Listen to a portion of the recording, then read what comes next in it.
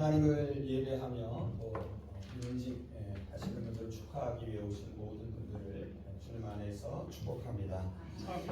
하나님께서 마음과 생각을 지켜주셔서 은혜와 평강을 베풀어 주시기를 바랍니다. 광야 같은 인생길에서 하나님은 우리와 함께 하십니다. 어둠 속에서도 하나님은 우리를 보시고 불쌍히 여기십니다. 반복되는 소소한 우리 일상이 사실은 주님이 주신 은총임을 깨달을 수 있기를 소망합니다. 주님이 우리에게 주신 많은 것들을 또 함께 나눔을 통하여 우리 모두의 삶이 풍성케 되는 은혜를 경험할 수 있기를 바랍니다. 혹시 여러분은 기적을 경험해 보신 적이 있으십니까? 사실 기적이라는 것은 인간의 힘으로는 불가능한 어떤 일이 신의 능력으로 이루어졌다라고 생각하는 설명하기 어려운 현상을 말합니다. 그래서 보통 기적은 세상 밖에서 계시는 하나님께서 세상 안으로 개입하셔서 일으킨 사건으로 생각합니다. 그런데 성경 속 하나님은 언제나 세상 한가운데 역사하십니다. 그래서 기적은 이 세상에 계시지 않던 하나님이 어느 순간 갑자기 개입해서 일으키시는 사건이 아닙니다. 바꿔 말해보면 이미 우리 가운데 현존하시는 하나님의 특별한 행위가 기적입니다. 오늘 우리가 함께 살펴볼 소위 여러분 잘 아시는 오병이어의 기적도 이러한 사실을 우리에게 잘 일깨워줍니다. 예수님은 빵 5개와 물고기 2마리로 5,000명을 먹이십니다. 이성적이고 합리적인 현대인들은 이 사건을 그대로 믿기가 쉽지 않습니다. 여러분은 어떠십니까? 자, 그래서 논리적으로 설명해 보려는 수많은 시도들이 있어 왔습니다. 그 가운데 제가 하나를 소개해 보겠습니다.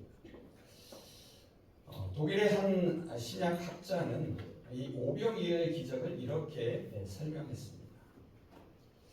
사실 그 기적이 일어나는 당일에 현장에 있던 모든 사람들이 각자 자기가 먹을 도시락을 싸가지고 왔다는 것입니다. 그런데 너희가 먹을 것을 주라는 예수님의 말씀에 선뜻 아무도 자기의 도시락을 내놓지 못했는데 한 소년이 자신의 도시락을 내놓는 것을 보고 다른 사람들이 겸연쩍어하면서 각자 싸온 도시락을 다 내놓고 나누어 먹었다라는 것입니다. 여러분은 이 설명이 그럴듯해 보이십니까? 그런데 오병이어의 기적에서 정말로 우리가 주목해야 될 것이 있습니다. 그것은 기적이 어떻게 일어났느냐가 아니라 이 기적이 무엇을 의미하는가입니다. 사실 오늘 우리가 본문을 함께 읽었지만 어떻게 해서 기적이 구체적으로 일어났는지는 설명하지 않습니다. 이제 예수님께서 오병이어로 5,000명을 먹이신 이 사건이 오늘 우리에게 깨닫게 하는 바를 함께 살펴보고자 합니다. 먼저 13절을 보시기 바랍니다. 예수님은 빈들에 계십니다. 빈들은 광야를 말합니다. 성경에서 광야는 인적이 없고 황량한 곳입니다. 그런데 인적이 없다라는 말은 단순히 사람이 없다는 뜻이 아닙니다. 광야는 믿을 사람이 없고 의지할 사람이 없음을 상징합니다. 인생이 광야길 같다는 말도 단지 환경적인 어려운 말을 말하는 것은 아닙니다. 여러분, 우리는 많은 사람을 만나고 관계를 맺습니다. 하지만 정작 마음을 나누고 신뢰하고 의지할 사람은 없습니다. 그래서 광야길에서는 하나님만을 의지할 수밖에 없습니다. 지금 예수님이 광야에 계십니다. 그리고 그 광야로 많은 사람들이 몰려듭니다. 사실 그들도 의지할 데가 없는 사람들입니다. 그런데 빈들의 저녁이 찾아옵니다. 광야에 서서히 어둠이 내려앉습니다. 이 어둠은 예측할 수 없는 인생의 불안함과 두려움을 또한 상징합니다. 15절을 보시면 저녁 때가 되매 그리고 조금 건너서 이미 저물었다라고 광야에 어둠이 내린 것을 두 차례나 거듭 강조하고 있습니다. 지금 광야에서 맞이하는 이 저녁은 결코 낭만적이지 않습니다. 어두워져가는 광야에서 적어도 5천 명이나 되는 사람들의 저녁 끼니를 해결해야 합니다. 저와 여러분이 현장에 있다면 이 문제를 어떻게 해결하시겠습니까? 15절을 보면 제자들은 나름대로 그 상황에서 가장 좋은 해결책을 제시합니다. 그것은 무엇입니까? 사람들을 마을로 보내는 것입니다. 그리고 각자가 자신들의 먹을 것을 사 먹게 하는 것입니다. 이 제자들의 해결책은 단지 이 불편한 상황을 모면하려는 자구책일 뿐입니다. 여러분 한번 생각해 보십시오. 예수님을 쫓아 광야까지 나왔던 사람들은 가난한 사람들입니다. 이 가난한 사람들이 먹을 것을 살 돈이 있을 리가 없습니다. 설사 돈이 있더라도 저녁 시간에 먹을 것을 파는 곳이 있겠습니까? 있을 리가 만무합니다. 만에 하나 설사 있다 하더라도 5천 명이나 되는 사람이 먹을 수 있는 양을 살 곳은 없습니다. 언뜻 보면 제자들이 사람들을 염려하고 걱정하는 것처럼 보입니다. 어쩌면 그런 마음이 없지 않아 있었을 것입니다. 하지만 실제로는 자신들을 염려하고 걱정하고 있습니다. 지금 그들이 있는 곳은 광야입니다. 사방이 점점 어두워지고 있습니다. 자신들의 문제를 감당하기도 벅찹니다. 저와 여러분도 광야에서 어둠을 맞이하게 되면 별반 다르지 않습니다. 다른 사람의 문제는 그 사람이 해결하는 것이 좋다고 생각하고 떠나버립니다. 돈이 모든 문제를 해결한다고 생각하고 직접 사 먹으라고 말합니다.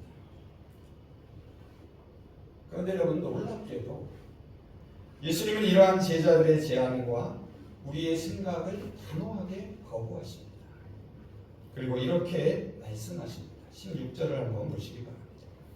그들을 보낼 것 없이 너희가 먹을 것을 주어라. 사실 이 대목을 그리스어 원어 성경으로 보면 너희가 라는 말을 강조하고 있습니다. 사람들을 흩어 마을로 보내지 말라는 것입니다. 너희가 그들을 직접 먹여주라고 말합니다. 무슨 말입니까? 한마디로 제자들이 그들을 책임지라는 것입니다. 제자들이 돈 없이 사람들의 문제를 해결하도록 하십니다. 이어지는 19절을 보시면 실제로 어떤 일이 일어납니까? 예수님의 말씀처럼 제자들이 직접 사람들에게 빵을 나누어 먹여주는 장면을 목격하게 됩니다. 제자들이 먹을 것을 줄 수 있었던 것은 어두운 광야에 주님이 함께 계셨기 때문입니다. 날이 저물어 어두워진 광야에서 예수님은 제자들에게 하나님의 임재를 보여주십니다. 광야 어둠 속에서도 현존하고 계시는 하나님을 똑똑히 보게 하십니다. 사실 제자들은 어두워지는 광야를 빨리 벗어나고자 했습니다. 우리도 광야에서 날이 저물기 시작하면 발걸음이 빨라지기 시작합니다. 왜 그렇습니까? 어둠 속에서는 하나님을 볼 수 없다고 생각합니다. 광야에서는 하나님이 계시지 않다고 생각하기 때문입니다.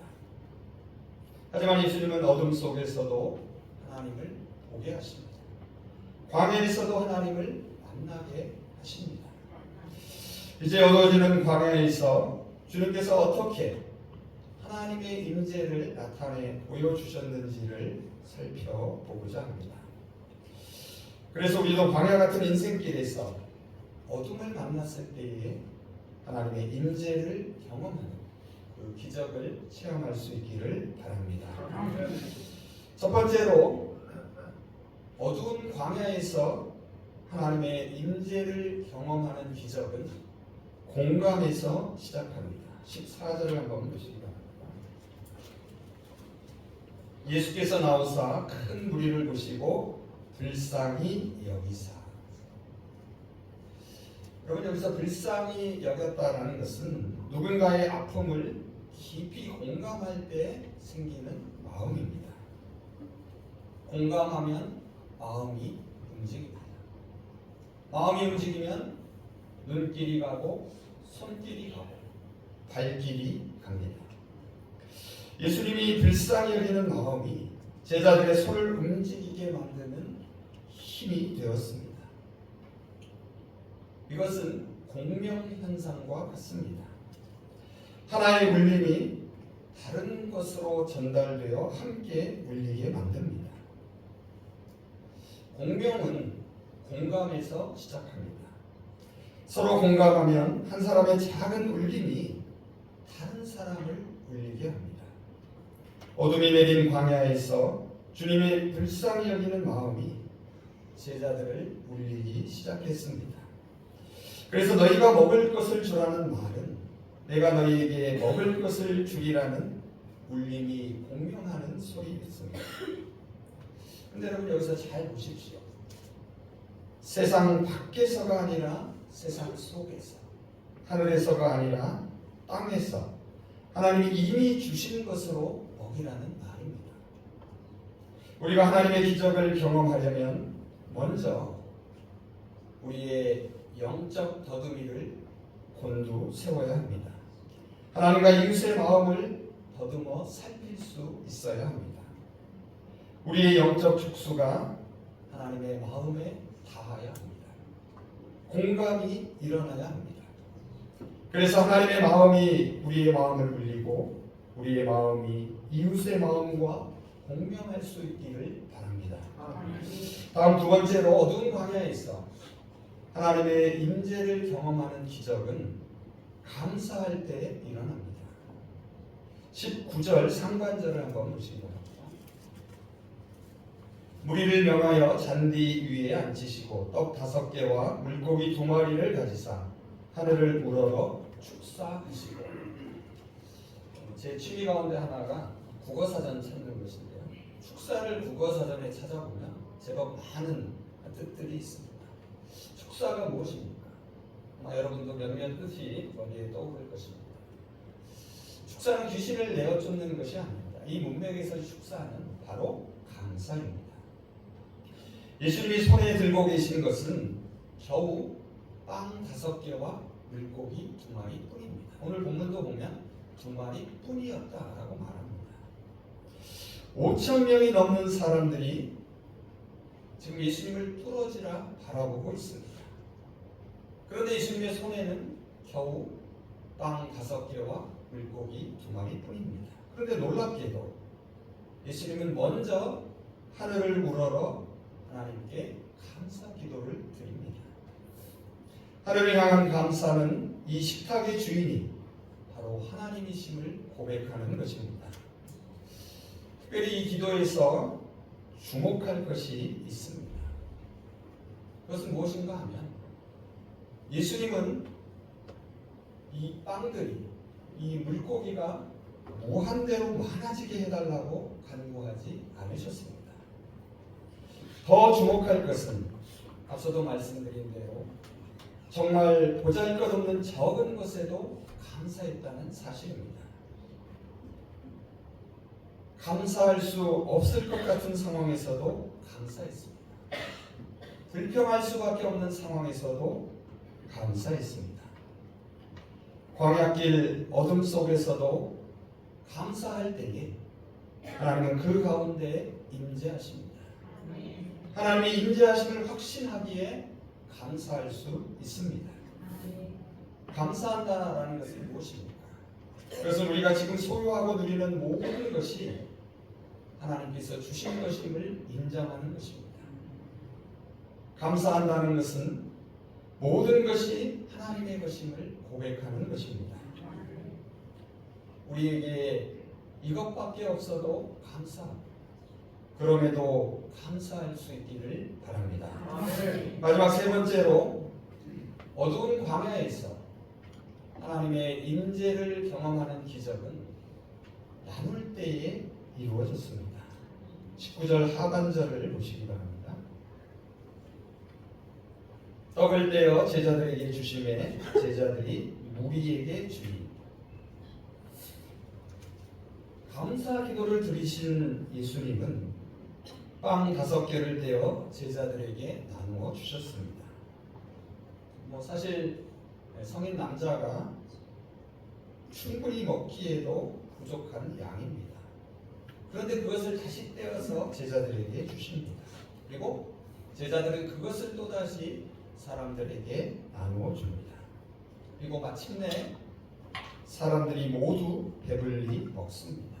마지막 결말을 보면 먹은 사람이 여자와 어린이를 제외하고도 5,000명이나 되었다라고 말합니다. 여기서도 우리가 기억해야 할 것이 있습니다. 그것은 제자들이 빵 5개와 물고기 2마리를 가장 먼저 주님의 손에 건네 주었다는 사실입니다. 이 오병이어는 제자들이 어두운 광야에서 가지고 있었던 전부였습니다. 결국 그들은 자신들이 가진 모든 것을 주님께 드렸습니다. 5,000명이 배불리 먹은 기적은 주님께 드린 적지만 전부였던 빵 5개와 물고기 2마리에서 시작되었습니다. 이것은 어두운 광야길에서도 하나님께서 저와 여러분에게 이미 주신 것이 있음을 깨닫게 합니다. 주님은 우리가 적은 것을 함께 나눌 때에 크고 놀라운 일을 이루어 가십니다.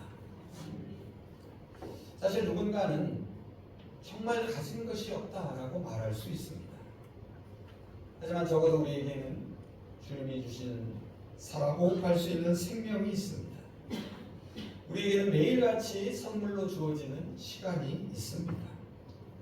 하나님은 우리에게 주시는 것을 다른 사람들과 기꺼이 나눌 수 있기를 바랍니다. 기적 나무는 공감에서 싹을 틔웁니다. 감사로 꽃을 피웁니다. 그리고 나눌 때에 열매를 맺습니다. 그리고 우리 모두가 그 열매로 배부르게 됩니다. 이제 말씀을 정리해 보겠습니다. 오병이어의 기적은 그 현장에 계시지 않던 하나님께서 갑자기 개입해서 일으키신 사건이 아닙니다. 광야에서도 어둠 속에서도 이미 함께 하시는 하나님이 역사하신 사건입니다. 또한 오병이어의 기적은 그래서 아무것도 없는 상태에서 시작된 것이 아닙니다. 이미 있는 것에서 시작합니다. 이미 주어진 것에서 시작합니다. 너무 작고 보잘것없어서 무시했던 것에서 시작합니다. 그래서 오병이어의 기적은 소소하고 평범한 우리의 일상이 곧 기적임을 깨닫게 합니다. 반복되는 일상이 가만히 생각해 보면 기적입니다. 오늘 아침에 눈을 뜨고 일어난 것이 기적입니다. 지금 여기서 하나님을 함께 예배하는 것이 또한 기적입니다. 여러분, 놀라운 일이 일어나서 기적이 아닙니다. 아무 일도 일어나지 않아서 기적입니다. 그래서 반복되는 평범한 일상은 하나님의 은총이고 감사의 제목입니다. 우리는 지금도 광야길을 걷습니다. 자주 어둠을 만납니다. 우리가 처한 현실을 기적적으로 바꿀 수는 없습니다. 하지만 현실을 바라보는 우리의 관점은 바꿀 수 있습니다. 시각이 바뀌면 기적이 시작됩니다. 오병이어의 기적은 우리의 시선을 기적적으로 밝혀줍니다. 하나님이 일상에서 우리에게 주신 것들을 주목하여 바라보시기 바랍니다. 이웃을 관심과 사랑의 눈길로 바라보기를 바랍니다. 그래서 적은 것에도 감사할 수 있기를 소망합니다. 나눔을 통하여서 우리 모두가 풍성함을 경험할 수 있기를 바랍니다. 광야 같은 인생길에서 저와 여러분 모두 하나님이 그곳에 함께 하심으로 참으로 만족한 행복한 삶을 누리시기를 소망합니다. 특별히 오늘은 16분이 안수집사와 권사로 임직을 합니다. 오늘 임직하시는 여러분들이 이러한 기적의 주인공들이 되시기를 바랍니다. 또한 우리 성신공동체가 공감과 감사와 나눔을 통하여 하나님이 주시는 풍성함을 누리시기를 바랍니다. 이제 오늘 말씀을 함께 읽으며 설교를 마치겠습니다. 예수께서는 무리를 풀밭에 앉게 하시고 빵 5개와 물고기 2마리를 손에 드시고 하늘을 우러러 감사 기도를 드리신 뒤에 떼어서 제자들에게 주시니 제자들이 이를 무리에게 나누어 주었다. 그들은 모두 배불리 먹었다.